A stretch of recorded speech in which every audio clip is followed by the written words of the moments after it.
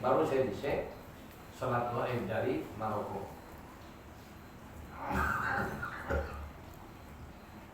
Jadi itulah para ikhwan rahimahumullah, ya, peringatan saya.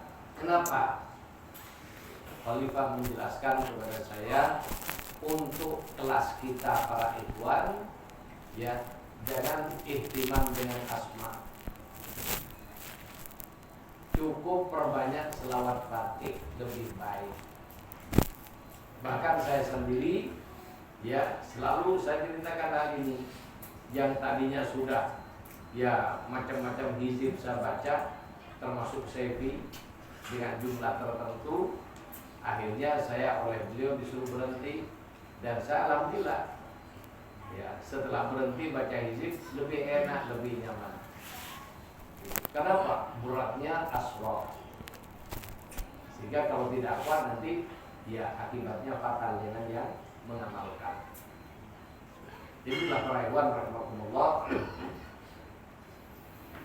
Jadi kita sebagai ikhwan Thariqah Tijaniyah, syarat yang ke-10 selamat dari nentang syekh dalam segala bentuknya. Karena apa? Kita masuk dalam ranah tarbiyah. Ranah tarbiyah itu jangankan, ya, tapi di Tijaniyah tidak ada contoh yang menyalahi syariat, tidak ada. Kalau tarekat lain gurunya nyalahi syariat itu umum di depan muridnya. Dan itu bukan tidak ada contohnya, di Quran ada. Al-Khidir yang mentarbiyah Nabiullah Musa alaihissalam. Ketika Nabi Musa minta ditarbiyah, Al-Khidir mengatakan syaratnya fala tas'alni an syai'in, kamu tidak boleh tanya apapun. Tanya tidak boleh. Akhirnya setelah 3 kali berturut-turut mempertanyakan apa yang dilakukan oleh Al-Khidir, dibaca. Demikian juga Anda dalam mengikuti Thariqah, termasuk Thariqah Tijaniyah, ya. Dan alhamdulillah di Tijaniyah tidak ada muqaddam yang dianjurkan aneh-aneh di depan ikhwan, tidak ada. Ya, sampai dengan saat ini saya tidak menemukan perintah untuk bikin aneh-aneh di depan ikhwan. Kenapa? Thariqah Tijaniyah thariqah yang sejalan dengan syariat. Kasih contoh sebagaimana Nabi tidak pernah aneh-aneh di depan para sahabat, kecuali Allah perintahkan kepada beliau untuk menunjukkan mukjizatnya. Tapi mukjizat Nabi tidak ada yang melanggar syariat. Itu. Ini para ikhwan rahmatullah. Kemudian berikutnya al-hadi asyara ayyakuna tilmid mahdunan bitalqinin sahihin minal qudwati walau biwasa'itah.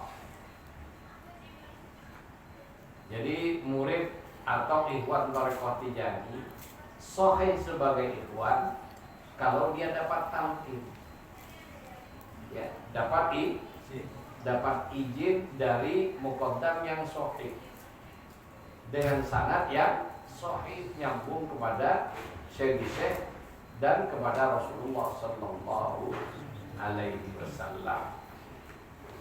Kemudian catatan dalam masalah ini, ya. Jadi nanti kalau ada orang ngaku-ngaku, misalnya ada ngaku yaqdoh dengan Kanjeng Nabi, dapat tarekat Tijaniyah dari Kanjeng Nabi, itu tandanya bohong. Jadi kalau bilang dapat tarekat Tijaniyah dari Kanjeng Nabi, itu tandanya bohong. Sama dengan kalau ada orang ngaku dapat langsung dari Allah, bohong. Kenapa? Agama ini oleh Allah sudah diturunkan melalui Kanjeng Nabi. Sudah cukup Nabi semuanya. Makanya contohnya Rasulullah dapat wahyu dari Allah dan mencontohkan dalam bentuk perilaku dan lain sebagainya. Kemudian ketika ada orang mau ngambil Islam, harus bersaksi asyhadu an la ilaha illallah, tidak ada Tuhan selain Allah, wa asyhadu anna Muhammadar Rasulullah, nyembah Allah dengan cara yang dicontohkan Rasulullah, baru Islam. Kalau ada orang mengaku Islam tapi langsung dari Allah, bohong. Itu. Demikian juga thariqah.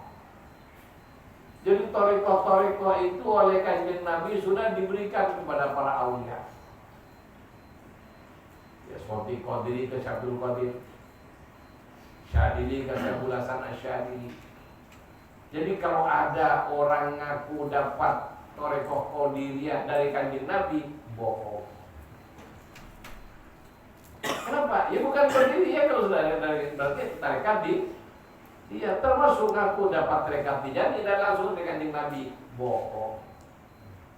Kenapa yang disebut tarekat Tijani itu ngambil dari Syekh Tijani yang sanadnya nyambung kepada Nabi.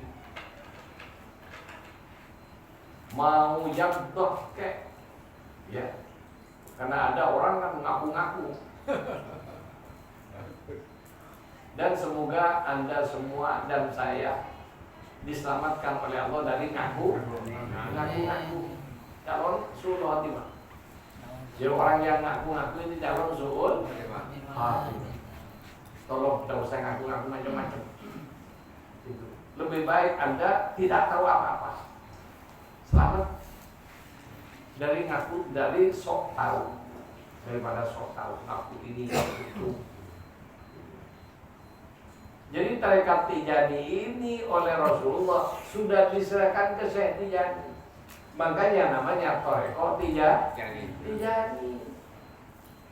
Kalau ada pihak si A si B ketemu Nabi, dapat amalan Tijani langsung dari Nabi, bukan amalan Tijani, amalan dia. Itu. Misalnya, ya ada seorang namanya Jailani, dapat amalan tarekat Tijani langsung dari Nabi, bukan Tijani, Jailani. Itu contohnya. Jadi dikatakan tarekat Tijani karena sanadnya melalui Syekh Tijani. Kemudian murid-murid yang amalkan wirid Tijani dapat langsung dari Syekh. Karena tidak ketemu dengan Syekh, ketemu dengan muridnya Syekh. Terus sampai kayak kita sudah sekitar 6 sampai 7 sanad kan gitu kebanyakan. Walaupun sanadnya sekian orang sahih, kalau memang nyambung ke Rasulullah melalui Syekh Tijani. Jadi walau bi wasaitoh, walaupun melalui wasitoh melalui perantara muqaddam ini ngambil dari muqaddam itu, dari muqaddam gurunya dan seterusnya, yang nyambung ke Syekh langsung ke Rasulullah. Itulah sanad wirid tarekat Tijani. Jika ada orang ngaku-ngaku saya langsung dapat dari Kanjeng Nabi, bohong.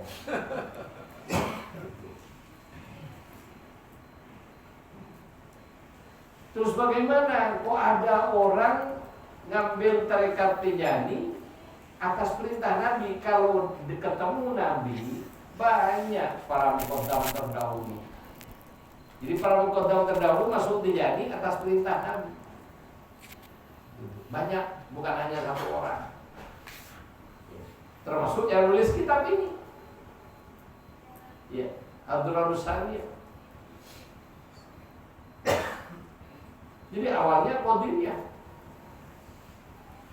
Kemudian bermimpi Rasulullah SAW.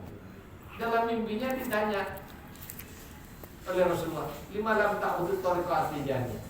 Kenapa kamu tidak ambil tarekat Tijani aja? Dia jawab, saya sudah mengamalkan wirid Qadir. Waib, ditinggal oleh Nabi. Berikutnya mimpi lagi, pertanyaannya sama. Kenapa kamu tidak ambil wirid tarekat Tijani? Dia bilang, saya sudah jadi mursyid ya Rasulullah. Ditinggal oleh Nabi. Ketemu lagi, pertanyaannya sama. Kenapa kamu tidak ngambil wirid tarekat Tijani? Sadar kalau Nabi menyuruh dia pindah. Baru tanya, bukan langsung dapat dari Nabi. Kepada siapa saya ngambil wirid tarekat Tijani? Ditunjukkan oleh Nabi. Kamu bisa datang ke Syed Muhammad Al-Hafidh Al-Misri, atau ke satu lagi namanya ini, lupa namanya saya. Hanya dia datang ngambil wirid tarekat Tijani melalui muqaddam yang ada, bukan langsung pada Nabi. Itu jadi orang yang mimpi bahkan yang telah dengan Nabi sekalipun tidak dibenarkan ngaku dapat Tijani langsung dari Nabi. Kenapa? Yang ada dalam literatur itu orang yang bertemu Nabi masuk Tijani atas perintah Nabi, tapi bukan dapat dari Nabi, harus melalui muqaddam yang ada. Jelas Pak Iwan? Jelas. Nah, kemudian sekarang berkaitan dengan zikir. Nah, ini juga yang banyak tidak dijelaskan, sehingga di masyarakat banyak bertahun-tahun ngikut tarekat Tijani dan pernah berjamaah wadifah. Dikira wadifah itu cukup dikerjakan sendirian. Itu. Jadi atsani asyarah, syarat nomor ke-12. Al-intima li dzikril wadifah. Yaitu kita wajib wadifah berjamaah. Wadikril la ilaha. Demikian juga wajib baca zikir hailalah berjamaah ba'da salatil asri yaumil jum'ah ila ghurubis syamsi. Ya. Jadi wajib berjamaah baca hailalah setelah selesai sholat asar sampai terbenamnya matahari sampai dengan maghrib. Syaratnya in amkanah, jika memungkinkan berjamaah. Contoh memungkinkan, ya di daerah itu ada ikhwan. Kalau nggak ada ikhwan mau berjamaah dengan siapa? Malaikat. Ya, jadi seperti itulah. In amkanal ijtima', jika memungkinkan.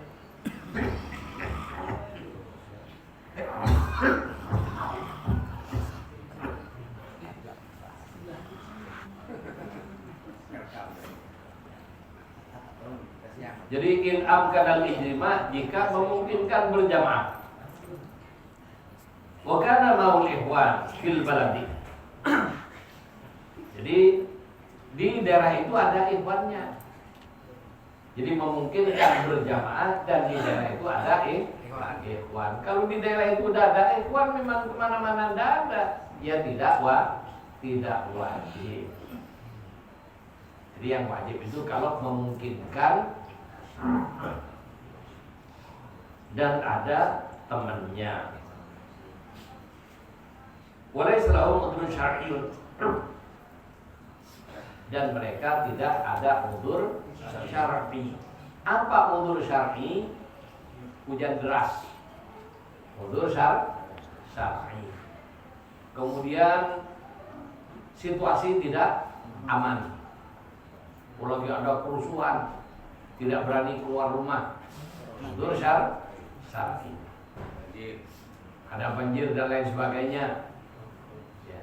Termasuk juga misalnya ya pulang Jumatan ingin istirahat, bablas angin, ya ketiduran, tapi tidak disengaja. Kalau tiap Jumatan Jumat tidur bablas, bukan udzur syar'i, sengaja. Itu termasuk sakit, udzur syar'i. Bagaimana dengan pekerjaan? Pekerjaan bukan udzur syar'i. Sehingga kalau pekerjaan masuk udzur syar'i, nanti banyak tidak Jumatan karena alasannya bekerja. Banyak tidak ahilala karena alasannya kerja.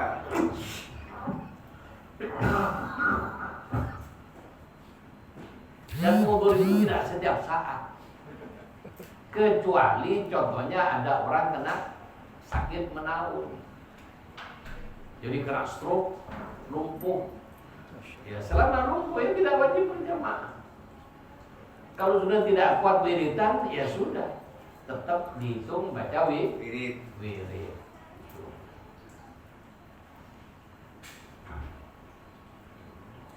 Kemudian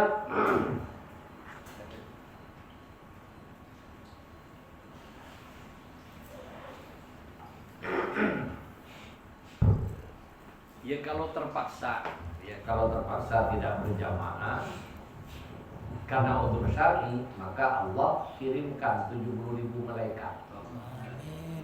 Dan pahalanya ya kalau ini terpaksa ya, jadi jangan nanti kenapa kamu tidak ke zawiyah berjamaah dengan 70.000 malaikat? Tidak bisa. Ada alasan. Jadi yang terpaksa ya, tidak bisa berjamaah karena memang benar-benar udzur syar'i, maka Allah kirimkan 70.000 malaikat untuk mendampingi dan pahalanya ya menjadi pahala orang tersebut. Itu. Lalu bagaimana